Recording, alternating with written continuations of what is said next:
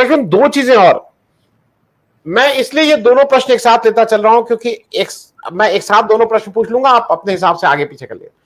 मोदी जी का एक भाषण में, आज के भाषण में उन्होंने कहा कि राजस्थान की बेटियों के ऊपर अत्याचार हो रहा है और ये लोग चुप हैं। अरे महिला पहलवानों के नीचे आपका सांसद उनका यौन शोषण कर रहा है और आप चुप हैं, आपकी पूरी पलटन चुप है। और केवल यही नहीं, जो कल एक आपका बागेश्वर, क्या है उसका, जो भी धीरेन्द्र ब्रह्मचारी, क्या है जो भी नाम है, एक बाबा है, कोई अपने को बाबा कहता है, बाबा क्या होगा, उसने जो महिलाओं के बारे में कहा है, आप उस पर कोई संज्ञान नहीं लेंगे, कुछ नहीं बोलेंगे। ये बात मैं इसलिए कह रहा हूं कि दोनों चीजें इंपॉर्टेंट है। मोदी जी का ये आरोप लगाना कि राजस्थान की बेटियों पे अत्याचार हुआ, सब लोग चुप हैं, महिला उस पर उन्होंने कुछ नहीं बोला। और दूसरी चीज, आज जो बेंगलोर में हुआ उसमें बहुत स्पष्ट एक चीज हो गई है कि जो ये था ना कि ये लोग बिखर जाएंगे, एक साथ नहीं आ सकते हैं, वो शायद धीरे धीरे विपक्ष को भी समझ में आ रहा है कि हमें कैसे चलना है। आज जो लोग बोले वो लोग थे, आज अरविंद केजरीवाल साहब बोले, आज ममता बनर्जी जी बोली, बड़े स्टेट से स्टालिन आते हैं, उन्होंने नहीं बोला, लेकिन इन लोगों से बुलवाया गया। एक अच्छी शुरुआत मुझे लगता है। और 11 लोगों की कमेटी, सबसे बड़ा जो मास्टर स्ट्रोक है वो जो नाम उन्होंने इंडिया कर दिया है। Now India has to fight India. मैं इस पे भी जरा आपसे एक छोटी सी टिप्पणी ले लूं। और वो जो बेटियों का एकदम से हमारे प्रधानमंत्री जी को दर्द महसूस होने लगा। शुक्रिया आनंदा। दिलचस्प है प्रधानमंत्री जी का बयान।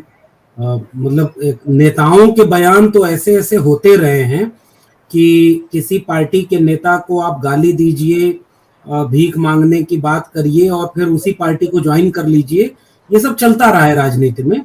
लेकिन बहुत सारे बयान ऐसे हैं जो ये दिखाते हैं कि भारत का संसदीय लोकतंत्र अपने स्तर को कितना गिरता हुआ महसूस कर रहा है। ये पिछले 10-15 साल में आप देखेंगे तो अनगिनत बयान मिलेंगे।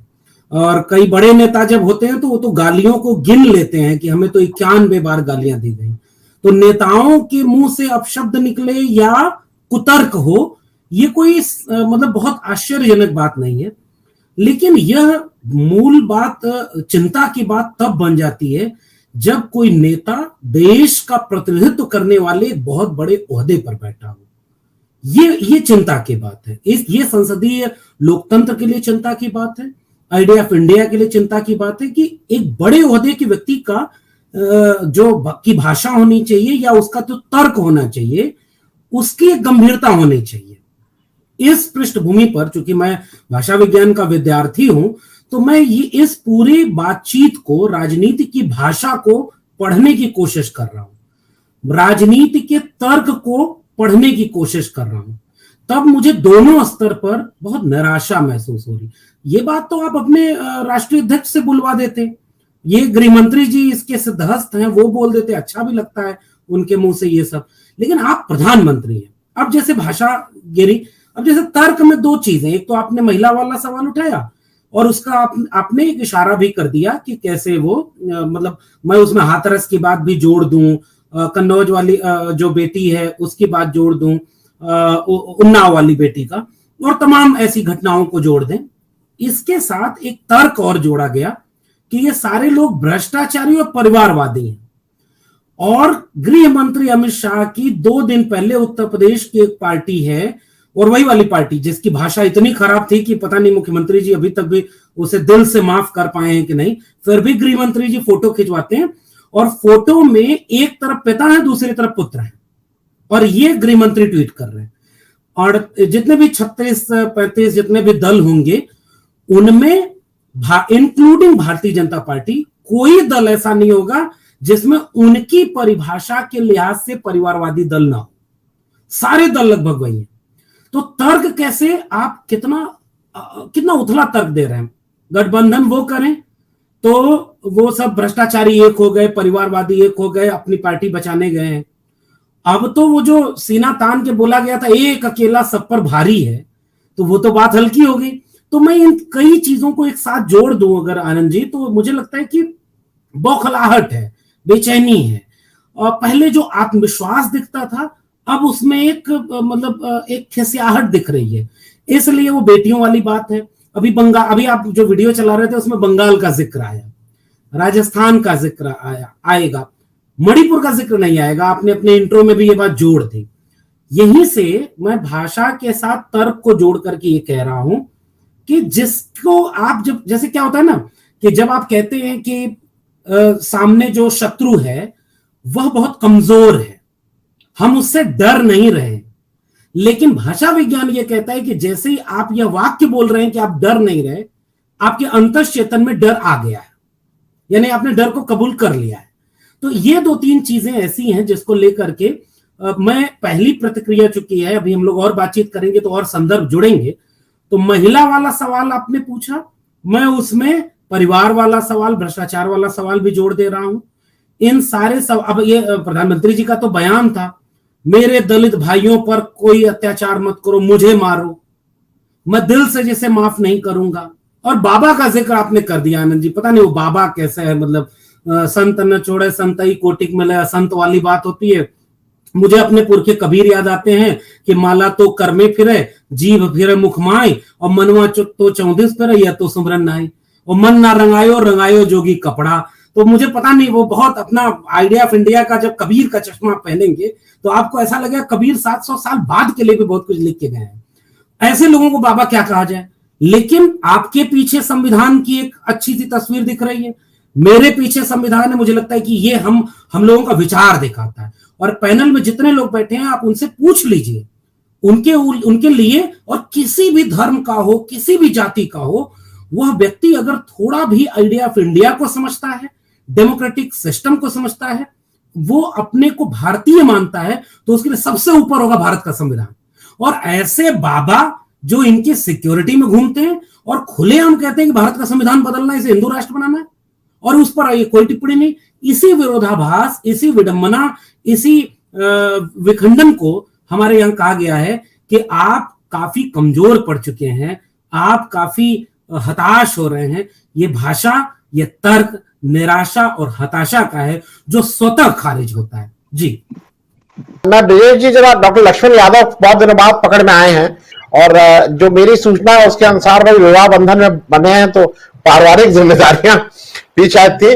भाई आपको एक सार्वजनिक रूप से बहुत बहुत बधाई, और ईश्वर करे मेरे हिसाब से ये जीवन का एक दूसरा वो होता है और आप ज्यादा जिम्मेदार व्यक्ति बनेंगे।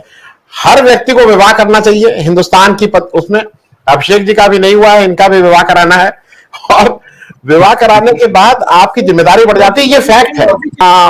ब्रिजेश जी, इनको जरा, मैं आज डॉक्टर लक्ष्मण को पकड़ा हुआ हूं तो इनसे जरा एक कर लूं, फिर आपके पास आता हूं। डॉक्टर लक्ष्मण, 2-3 चीजें हैं।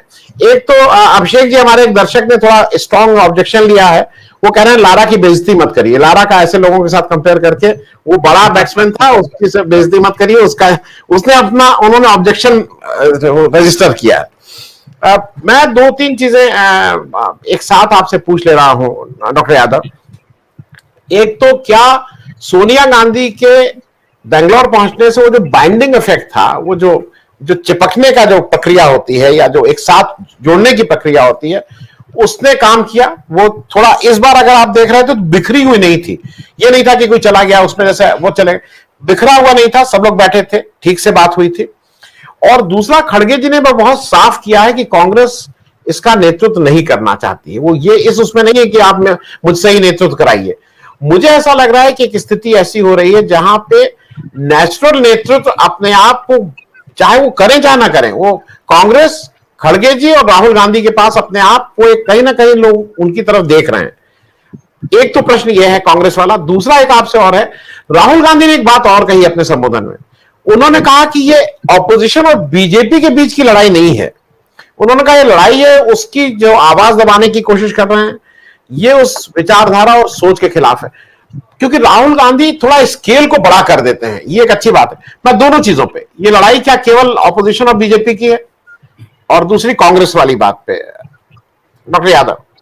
बहुत शुक्रिया आनंद जी, और आपने क्योंकि सार्वजनिक बातचीत में शादी की बधाई दी, तो मैं आपको भी धन्यवाद करता हूं अभिषेक भाई और सबको। और मुझे नहीं पता कि आपने क्यों इस बात पर जोर दिया कि सबको शादी जरूर करनी चाहिए। इसके आगे शायद एक आध वाक्य और रहा होगा कि इसे अच्छे से निभाना भी चाहिए। तो नहीं, वैसे तो इसके आगे लक्ष्मण जी ये होता है कि शादी जरूर करनी चाहिए, क्योंकि ये एक ऐसा लड्डू है जो खा के भी पछताता है और जो नहीं खा के भी पछताता है। और जो खा के भाग जाता है, और खा के जो भाग जाता है राजेश भाई। हमारे यहाँ नहीं जा रहा हूँ, कभी इस पे मौका मिलेगा तो बातचीत करेंगे। निर्गुण पंथ में आंदोलन में इस पर बहुत लिखा गया है, और हमारे यहाँ संत अच्छा। उसने बाकायदे ये बात कही है कि ये जो घर छोड़ करके बाबा बन गए, आप सन्यासी हो गए, ये ठीक नहीं है। परिवार में रहिए, अपना काम करिए, जिम्मेदारियों को निभाइए, तब आप एक बेहतर इंसान बनते हैं। तो ये खैर उसको छोड़ देते हैं अभी। तो बहुत शुक्रिया आपका। बाकी लहजे पर बात हो रही थी, मुझे अहमद फराज का एक शेर याद आ रहा है, वो बोल दूं कि अभी कुछ और करिश्मे गजल के देखते हैं, फराज अब जरा लहजा बदल के देखते हैं। तो मुझे लग रहा है कि जो विपक्षी दलों का गठजोड़ है, ये वो जो लहजा बदलने की कोशिश है। मिसाल के तौर पर आप देखिए ना कि इस बात को मल्लिकार्जुन खड़गे ने, फिर ममता बनर्जी ने, और राहुल गांधी ने, और मुझे उम्मीद है कि बाकी सभी दल के नेताओं ने बहुत सोच विचार कर तय किया होगा कि हम एक ऐसा नाम चुन लें जिसका विरोध करना, इसका कोई रास्ता ही ना हो। यह है लहजा बदलना। जैसे राहुल गांधी ने भारत जोड़ो यात्रा में एक और काम किया, सांप्रदायिकता या सांप्रदायिक राजनीति, यह शब्द भी बहुत दूसरे ढंग से जा रहा था। उन्होंने उसे नफरत की राजनीति और मोहब्बत की दुकान में तब्दील कर दिया। तो जब कभी सियासत को, मैं कह रहा हूं ना कि स्याह पक्ष ये है कि लोग 91 गालियां गिन रहे हैं और फिर भी अपना लहजा ठीक नहीं कर रहे, उसी दरमियान हम कुछ रोचक प्रयोग भी देखते हैं। यहां से मुझे कुछ उम्मीद दिखती है। एक अच्छा प्रयोग, एक तार्किक और पॉलिटिकल प्रयोग है ये। आप इसका विरोध करके दिखाए, जैसे बीजेपी राष्ट्रवाद के साथ करती थी कि भाई सर्टिफिकेट हम देंगे, भले ही हमारी खुद की संदिग्ध रही हो, फिर भी हम सर्टिफिकेट देंगे। एक तो ये कोशिश। बाकी आपने ये जो पहले पक्ष में अपने सवाल के आपने सोनिया गांधी जी का जिक्र किया, मुझे लग रहा है कि निश्चित रूप से मैं एक बड़ी पार्टी कांग्रेस, और जो जिम्मेदारी कांग्रेस के ऊपर थी, इसमें मैं एक अपना पक्ष डाल रहा हूं इसके विश्लेषण के लिहाज से। भारतीय जनतंत्र की बहुलता और विविधता यह अपेक्षा रखती है कि भारतीय लोकतंत्र किसी भी किस्म से एक दलीय या द्विदलीय न हो, ये बहुदलीय हो। और जैसे ही बहुदलीय होगा, वैसे क्षेत्रीय दलों की अपनी भूमिका आएगी। तमाम सीमाओं के बावजूद क्षेत्रीय दल भारतीय राजनीति को भीतर से मजबूत करते हैं। और जैसे ही कोई नैरेटिव ये होता है कि कांग्रेस वर्सेस बीजेपी, हालांकि इन दोनों आज की दोनों बैठकों में ये तय हो रहा है कि देखिए ये तो अब नहीं चल रहा है, अब दोनों तरफ दो खेमा बन गया। ये जरूर है कि एक का नेतृत्व बीजेपी कर रही है और दूसरे की तरफ कांग्रेस एक बड़ा नाम है, बड़ी भूमिका में है। बावजूद इसके मैं ये बात कह रहा हूं कि यह इस बात के लिए खूबसूरत दिन है इस देश का कि लोगों ने अपने पक्ष चुन लिए हैं। मैं उन लोगों को भी पक्ष चुनने के लिए अपेक्षा करूंगा कि जो अभी भी निष्पक्ष हैं, क्योंकि आप तमाम वरिष्ठ पत्रकार हैं, आप भी जानते हैं कि निष्पक्ष जैसा कोई पक्ष नहीं होता। जो निष्पक्ष हो या तटस्थ हो, वो असल में सत्ता के पक्ष में होता है, ताकत के पक्ष में होता है। आपको पक्ष चुनना पड़ता है। तो कुछ लोग हैं, थोड़े से दल, जो अभी अपना पत्ता नहीं खोल रहे। उत्तर प्रदेश में बहुजन समाज पार्टी है, आंध्र प्रदेश की पार्टी है जगनमोहन रेड्डी की। मुझे लगता है कि अब एक लकीर खिंच गई है, और उस लकीर में अगर इंडिया के नाम से और भारत के संविधान को बचाने, संसदीय लोकतंत्र को बचाने का अगर एक नैरेटिव तैयार हो रहा है, तो फिर मुझे लगता है कि निष्पक्ष कोई नहीं हो सकता, उसको पक्ष चुनना होगा कि आप इस पक्ष में या उस पक्ष में। दूसरी बात कि आपने सवाल के पहले इससे मैं पूछा कि सोनिया गांधी जी की भूमिका, हमें गौर करना होगा कि पहली बैठक जो हुई थी पटना में, वो यूं ही नहीं हो गई थी, और उस बैठक के पीछे नीतीश कुमार और लालू प्रसाद यादव में इन दो नेताओं की बहुत बड़ी भूमिका देखी। अगर लालू प्रसाद बाहर ना होते वहां पर और नीतीश कुमार की अपनी ये बदली हुई भूमिका न होती तो ये नहीं होती। तो पहली बैठक का प्रिविलेज मतलब या कह लें उसमें लीडिंग कैपेसिटी में अगर ये दोनों लोग थे तो बंगलोर वाली बैठक में निश्चित रूप से सोनिया गांधी जी उस भूमिका में है। एक तो ये कि 10 साल उस समय शाइनिंग इंडिया हुआ करता था, बहुत बड़ी अच्छी भाषा में अच्छी राजनीति करने वाले लोग भी हुआ करते थे, अटल बिहारी और लाल कृष्ण आडवाणी, उन सबको शिकस्त देकर के उन्होंने 10 साल राजनीति की। उस अनुभव उस वरिष्ठता को भी और दूसरा एक महिला जब किसी नेतृत्वकारी भूमिका पर बैठती है ना, मैं इसे इस संदर्भ बिंदु से भी देखना चाहता हूं।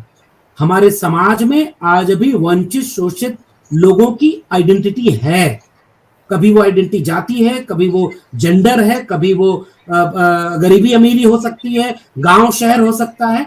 इसलिए मैं इस एक आइडेंटिटी को कहूं कि ममता बनर्जी और सोनिया गांधी जी का वहां होना, और मैं चाहता हूं कि यहीं बगल में मायावती जी की भी कुर्सी ऐसे ही जैसे कर्नाटक में एक बार सजी थी वैसे ही सजे। मुझे लगता है एक बेहतर भविष्य, एक लोकतंत्र में जो गालियों वाला कल्चर आ गया है ना, बहुत स्तरहीनता वाला कल्चर आ गया, महिलाएं जब इस कुर्सी पर होंगी तो वो स्तर गिरेगा नहीं। नंबर एक बात, इसलिए सोनिया गांधी जी का वहां होना उस बैठक को ऑर्गेनाइज्ड भी करता है, व्यवस्थित भी करता है। और केवल सोनिया गांधी जी को नहीं, जब कांग्रेस खुद कह रही है कि हम नेतृत्व करने के लिए लालायित नहीं हमारी, तो कम से कम कांग्रेस ने अपनी भूमिका, अच्छी भूमिका चुन ली है। अब बाकी क्षेत्रीय दलों को भी ये हमें श्रेय देना होगा कि उन सब ने बराबर की कुर्सी, एक गोल मेज बनाया और सबने अपनी सहमति दर्ज कर दी। अब एजेंडे पर बात होगी और तमाम चीजों पर बात होगी। राहुल गांधी ने, और आपके सवाल में भी राहुल गांधी का जिक्र था, चाहे आप अरविंद केजरीवाल का देखें बयान, चाहे तेजस्वी यादव अखिलेश यादव का, चाहे हेमंत सोरेन का, चाहे ममता बनर्जी का, उन सब में कुछ न कुछ कॉमन है। और मैं राहुल गांधी के वितान से, जो उन्होंने कहा ना कि भाई अब ये पाला खिंच गया कि कौन भारत के पक्ष में कौन इसके विरोध में, उसके पहले ये काम मल्लिकार्जुन खड़गे अपने बयान में करते हैं। मैं सुन रहा था पूरा बयान। उन्होंने कहा कि ये जितने भी लोग हैं ना, ये हम सारे लोग एक साथ मिल करके भारत के संविधान को बचाने के लिए एकजुट हुए, और इसका जवाब भारत के प्रधानमंत्री के पास नहीं है। क्या अगर इस बात को विपक्ष बेहतर ढंग से चैनलाइज कर लेगा तो मुझे लगता है कि ये एक सार्थक राजनीति की शुरुआत होगी। कौन जीतता है कौन हारता है ये बात का तय करेगा, लेकिन कम से कम जो स्तर गिर रहा है वो तो बच जाएगा।